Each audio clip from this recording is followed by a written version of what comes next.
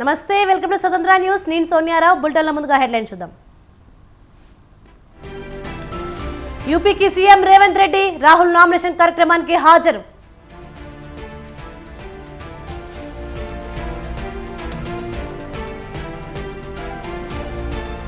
Phone tapping కేసులో కీలక పరిణామం. కేసీఆర్ ఆదేశాలతోనే ట్యాపింగ్ చేశామన్న రాధాకృష్ణరావు.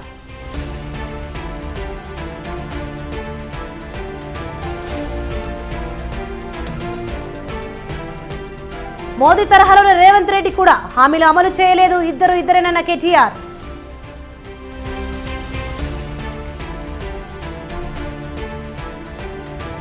ఏపీలో హోరెత్తుతున్న ఎన్నికల ప్రచారం. నేడు 3 జిల్లాల్లో జగన్ సభలు.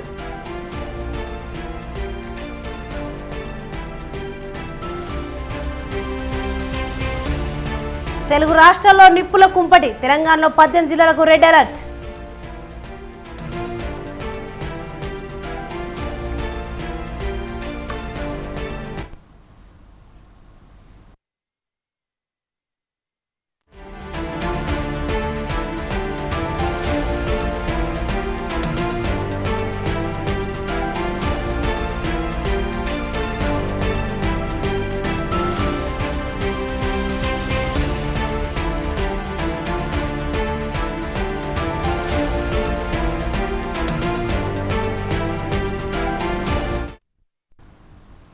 ఎలక్షన్ బ్రేకింగ్ న్యూస్ చూస్తున్నాం. తెలంగాణ సీఎం రేవంత్ రెడ్డి ఉత్తరప్రదేశ్ బయలుదేరి వెళ్లారు.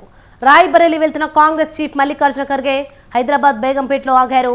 ఆయనకు తెలంగాణ కాంగ్రెస్ నేతలు ఘన స్వాగతం పలికారు. అనంతరం సీఎం రేవంత్ రెడ్డి ఎయిర్పోర్ట్ కు చేరుకున్నారు. ఇద్దరూ కలిసి ఒకే విమానంలో రాయ్బరేలీ వెళ్లారు. పార్టీ అగ్రనేత రాహుల్ గాంధీ నామినేషన్ కార్యక్రమంలో పాల్గొంటారు.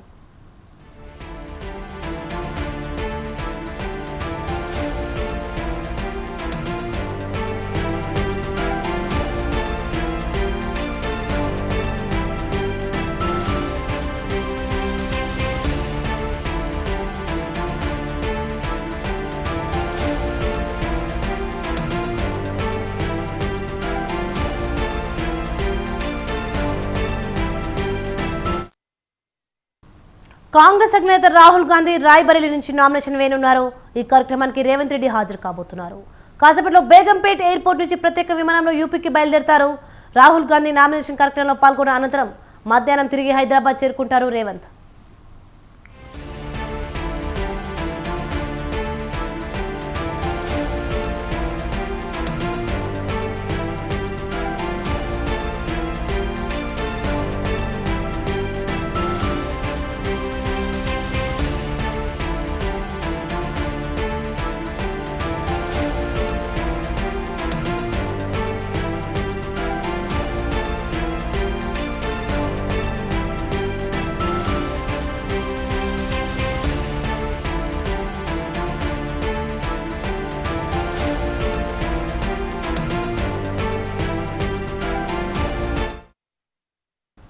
స్వతంత్ర ఎక్స్క్లూజివ్ లో మనం చూస్తున్నాం. తెలంగాణ సీఎం రేవంత్ రెడ్డి ఉత్తరప్రదేశ్ బయలుదేరి వెళ్లారు.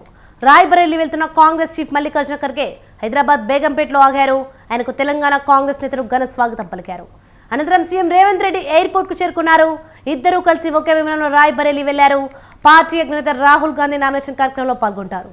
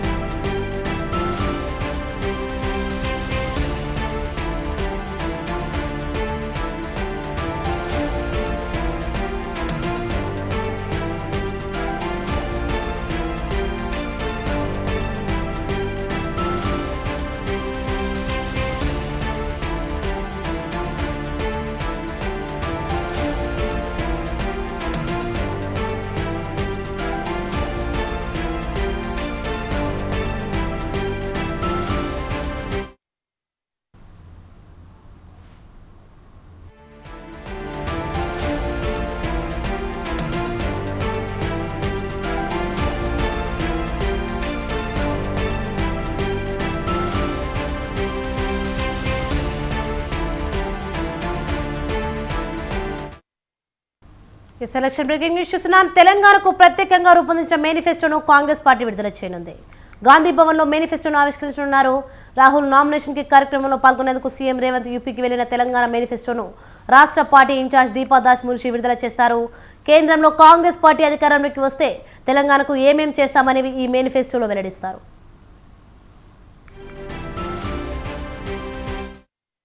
విభజన హామీల అమలు, ప్రత్యేక కారిడార్లు, ఇంటర్నేషనల్ స్కూల్స్ తదితర అంశాలకు ఇందులో చోటు దక్కనుందని తెలుస్తోంది.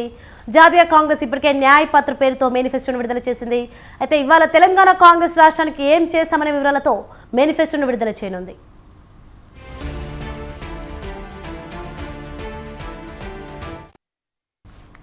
ఇదే అంశంపై మరింత సమాచారం మా ప్రతినిధి రాజు ఫోన్లో అందిస్తారు. ఎస్ రాజు, చెప్పండి, తెలంగాణకు ప్రత్యేకంగా రూపొందించిన మేనిఫెస్టోను కాంగ్రెస్ పార్టీ విడుదల చేయనుంది. దీనిపైన అప్డేట్స్ ఏంటి?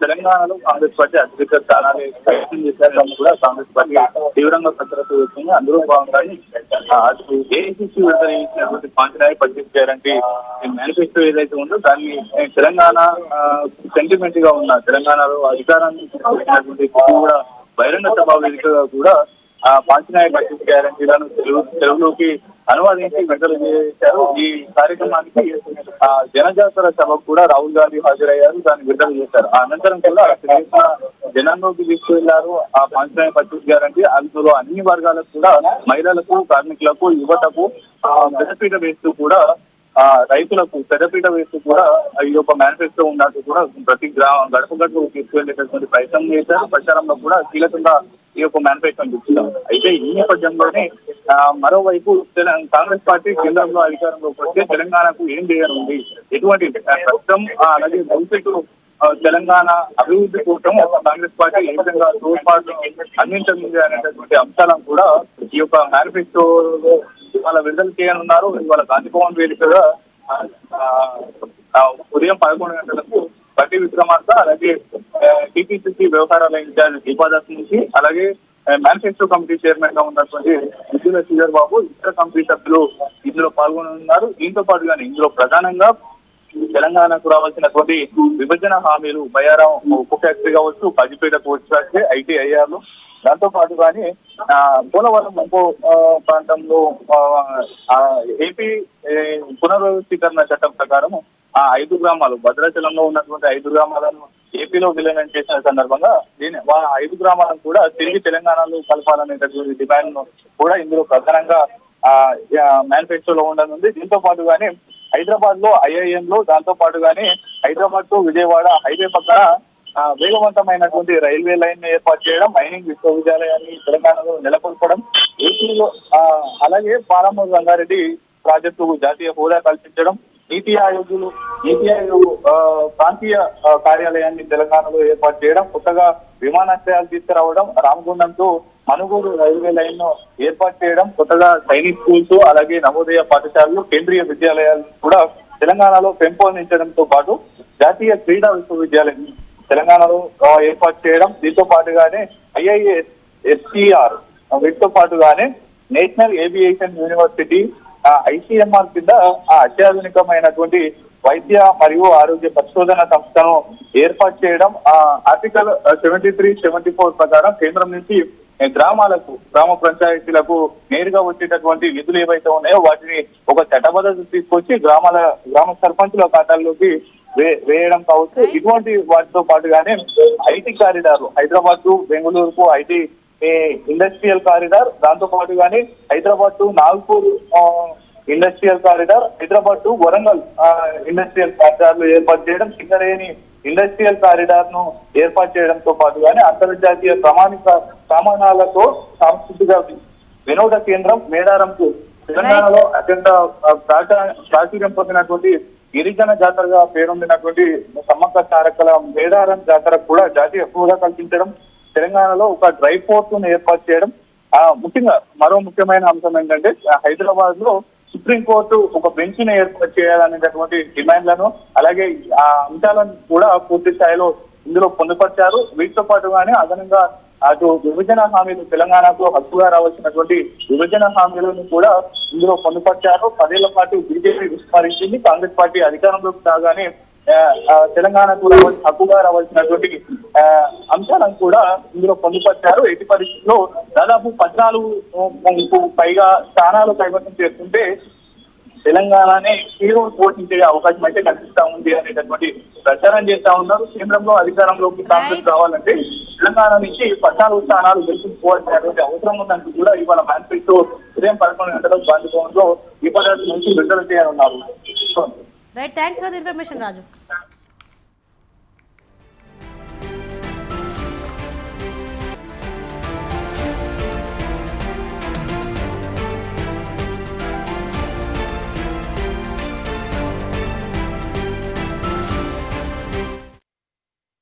మరొక ఎలక్షన్ బ్రేకింగ్ న్యూస్ చూస్తున్నాం. ఏపీ సీఎం జగన్ కాసేపట్లో ఎన్నికల ప్రచారాన్ని ప్రారంభిస్తున్నారు.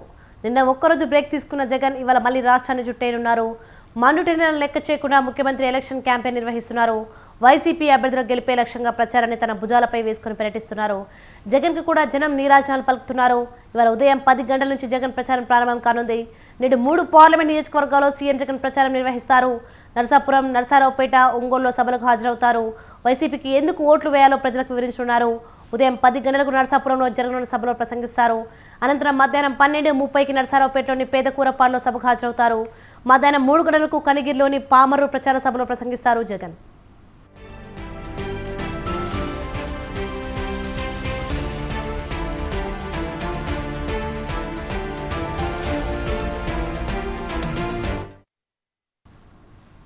ఆంధ్రప్రదేశ్లో పింఛన్ల పంపిణీ కొనసాగుతోంది. రాష్ట్ర వ్యాప్తంగా 98.47 మంది పింఛన్ లబ్ధిదారుల అకౌంట్లలో డబ్బులు జమ చేసినట్లు అధికారులు తెలిపారు.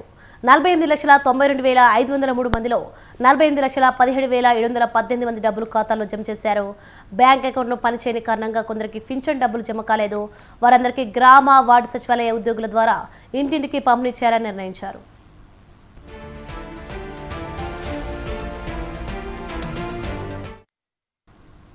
రాష్ట్ర వ్యాప్తంగా మొత్తం 74,399 మంది పింఛన్దారుల బ్యాంక్ అకౌంట్లలో డబ్బులు జమ కాలేదని లెక్క తేల్చారు. సచివాలయ ఉద్యోగులు వీరందరికీ ఇంటింటికి వెళ్లి పింఛన్లు పంపిణీ చేయనున్నట్లు అధికారులు తెలిపారు. వీరి జాబితాను ఇవాళ గ్రామ, వార్డు సచివాలయాల్లో అందుబాటులో ఉంచుతామని చెప్పారు.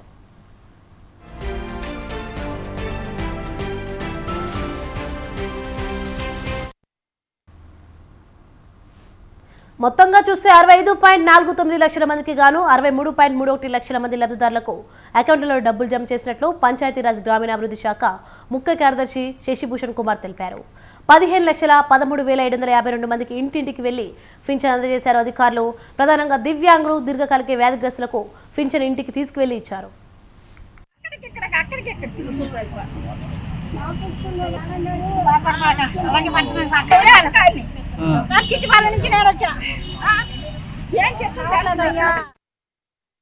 మరోవైపు పింఛన్ల విషయంలో కొంత గందరగోళం కనిపించింది. పింఛన్లు అకౌంట్కు జమ చేశారని చెప్పడంతో అందరూ బ్యాంకులో క్యూ కట్టారు. దీంతో అక్కడ రద్దీ పెరిగింది. ఉదయం నుంచి సాయంత్రం వరకు క్యూ లైన్లు కనిపించాయి. ఓవైపు ఎండలు, వేడిగాలతో జనాలు ఉక్కిరి బిక్కిరయ్యారు. బ్యాంక్ అకౌంట్లలో డబ్బులు జమ చేస్తామని చెప్పినా చాలా మందికి జమ కాకపోవడంతో ఆందోళన చెందారు. బ్యాంకులకు వెళితే అక్కడ భారీగా క్యూ లైన్లు కనిపించాయి. కష్టమో నష్టమోనని కొందరు లబ్ధిదారులు క్యూ లైన్లలో గంటల కొద్ది నిలబడి అకౌంట్ చెక్ చేయిస్తే డబ్బులు జమ కాలేదని తెలిసి నిరాశతో వెనక్కు వెళ్లిపోయారు.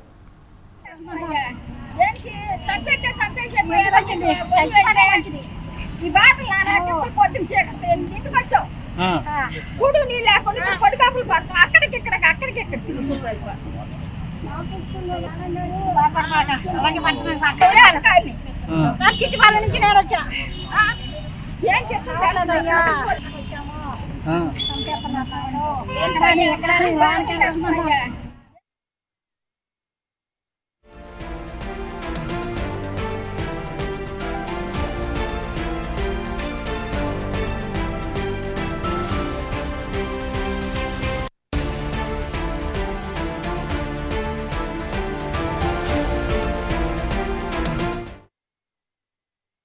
మరొక ఎలక్షన్ బ్రేకింగ్ న్యూస్ చూస్తున్నాం మనం. కేంద్ర మంత్రి కిషన్ రెడ్డి వ్యవహార తీరు ఇప్పుడు తెలంగాణ రాజకీయాల్లో చర్చనీయాంశంగా మారింది. ఎన్నికల నిబంధనలకు విరుద్ధంగా సికింద్రాబాద్ పార్లమెంట్ పరిధిలో ప్రచారానికి తెరతీశారు. లోక్సభ పరిధిలో ఉన్న ఓటర్ల వివరాలు తీసుకుని వారి బూత్ నెంబర్ వివరాలను పార్టీ కరపత్రంలో పొందుపరిచి ఇంటింటికి చర్యలు చేశారు. ఎలక్షన్ నిబంధనల ప్రకారం పార్టీల నేతలు ఓటర్ స్లిప్లను పంచడం నేరం. కానీ కిషన్ రెడ్డి మాత్రం ఏకంగా పార్టీ సింబల్తోనే కరపత్రాన్ని తయారు చేసి అందులో ఓటర్ వివరాలు నిక్షిప్తం చేసి ఓటర్లకు అందజేశారు. దీనిపై ఎన్నికల సంఘం వెంటనే చర్యలు తీసుకోవాలని స్థానిక నాయకులు డిమాండ్ చేస్తున్నారు.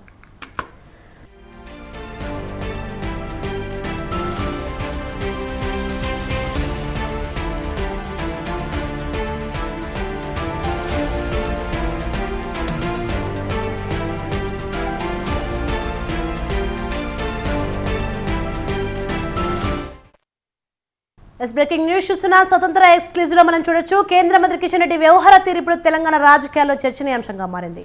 ఎన్నికల నిబంధనలకు విరుద్ధంగా సికింద్రాబాద్ పార్లమెంట్ పరిధిలో ప్రచారానికి తెరతీశారు.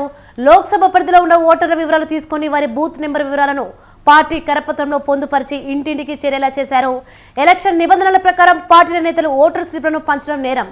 కానీ కిషన్ రెడ్డి మాత్రం ఏకంగా పార్టీ సింబల్తోనే కరపత్రాన్ని తయారు చేసి అందులో ఓటర్ వివరాలు నిక్షిప్తం చేసి ఓటర్లకు అందజేశారు. దీనిపై ఎన్నికల సంఘం వెంటనే చర్యలు తీసుకోవాలని స్థానిక నాయకులు డిమాండ్ చేస్తున్నారు.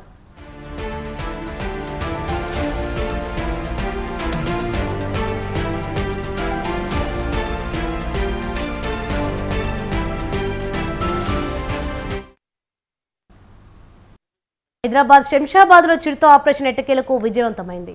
ఫారెస్ట్ అధికారులు 5 రోజులుగా శ్రమించి చిరుతను బోన్లో బంధించారు. ఎరగా వేసిన మేకలు తినేందుకు వచ్చి బోన్లో చిక్కినట్లు సమాచారం.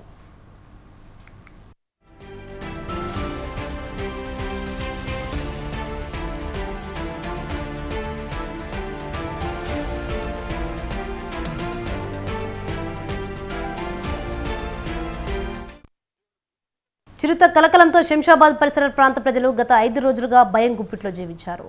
రాత్రి పొలాల వద్దకు వెళ్లాలన్నా ఉదయం బయటకు రావాలన్నా జనం భయపడేవారు. చిరుత బోన్లో చిక్కడంతో స్థానిక ప్రజలు ఊపిరి పీల్చుకున్నారు.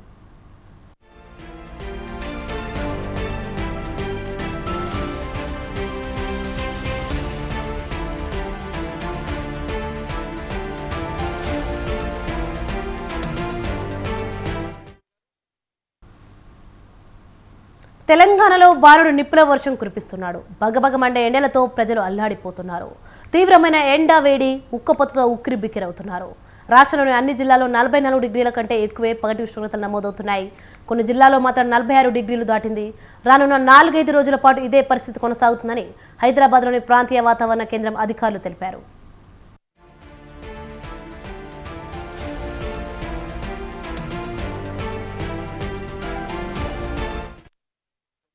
కరీంనగర్, నల్గొండ, సూర్యాపేట, ఖమ్మం, భద్రాద్రి, మహబూబ్ నగర్, భూపాలపల్లిలో అధిక ఉష్ణోగ్రతలు నమోదవుతాయని వాతావరణ శాఖ తెలిపింది.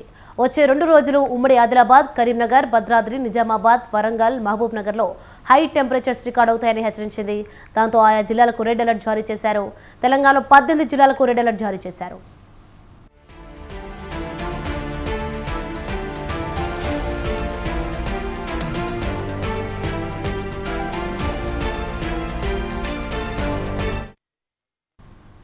రాష్ట్రంలో ఎండ తీవ్రత రోజుకు ఎక్కువ అవుతుండటంతో పలు జిల్లాలకు రెడ్, మరికొన్ని జిల్లాలకు ఎల్లో అలర్ట్ జారీ చేశారు. రానున్న 4-5 రోజులు నిజామాబాద్, జగిత్యాల, కరీంనగర్, పెద్దపల్లి, భూపాలపల్లి, ములుగు, ఆదిలాబాద్, నిర్మల్, ఆసిఫాబాద్, మంచిర్యాల, కొత్తగూడెం, ఖమ్మం, సూర్యాపేట, నల్గొండ, వనపర్తి, నాగర్ కర్నూల్, మహబూబ్ నగర్, నారాయణపేట తదితర జిల్లాల్లో తీవ్ర స్థాయిలో పగటి ఉష్ణోగ్రత అవుతాయని చెప్పారు. ఈ మేరకు ఆయా జిల్లాలకు రెడ్ అలర్ట్ జారీ చేశారు. ఈ నెల 5వ తేదీ వరకు వేసవి తీవ్రత మరింత పెరుగుతుందని అప్రమత్తంగా ఉండాలని నిపుణులు హెచ్చరిస్తున్నారు.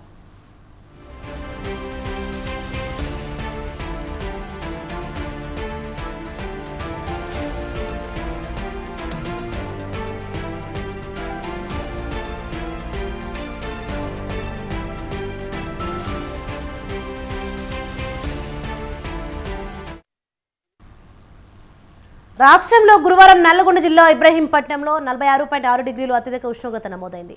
సూర్యాపేట జిల్లా మునగాల, జగిత్యాల జిల్లా నేరెలలో 46.4 డిగ్రీల చొప్పున, మంచిర్యాల జిల్లా జనారంలో 46.2 డిగ్రీలు, పెద్దపల్లి జిల్లా సుంగ్లాంపల్లిలో 46.2 డిగ్రీలు, వరంగల్ జిల్లా గొర్రెకుంటలో 46.1 డిగ్రీలు, నాగర్ కర్నూలు జిల్లా కిస్టంపల్లిలో 46 డిగ్రీల చొప్పున రికార్డ్ స్థాయి పగటి ఉష్ణోగ్రతలు నమోదయ్యాయి.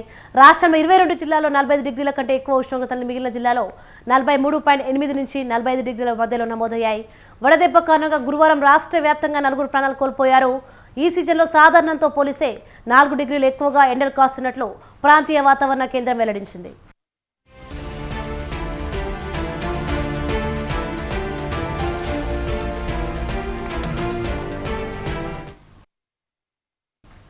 Yes, okay. We build on updates. For more updates, keep watching Swadandra News.